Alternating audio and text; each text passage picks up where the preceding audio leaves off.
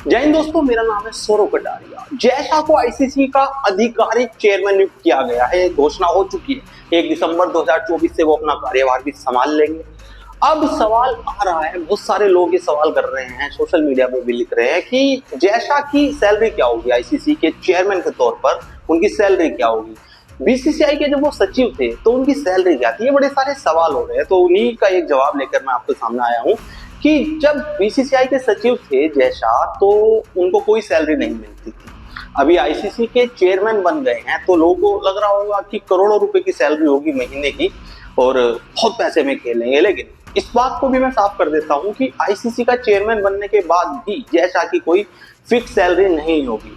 अब आप सब सोच रहे होंगे कि अगर सैलरी नहीं है तो ये लोग काम क्यों करते हैं और क्यों, कैसे इनका गुजारा चलता है। तो मैं बताता हूँ आपको कि इनको समय समय पर भत्ता मिलता है। इन अधिकारियों को या डायरेक्टर हैं जो आईसीसी के चेयरपर्सन हैं, वाइस चेयरमैन हैं, इन सबको भत्ता मिलता है। वो भत्ता किस तरह से मिलता है, ये मीटिंग और इवेंट और समारोह अटेंड करते हैं जितने भी, उसका इनको एक तरह का पारिश्रमिक मिलता है और मेहनताना मिलता है।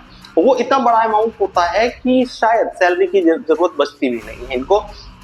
करोड़ों रुपए का वो अमाउंट होता है। ऐसा कोई खोला हुआ अमाउंट तो नहीं है मेरे सामने, कोई आंकड़ा ऐसा नहीं है, लेकिन वो बहुत बड़ा अमाउंट होता है। और उसके बाद कोई सैलरी का डिस्कशन बचता नहीं है।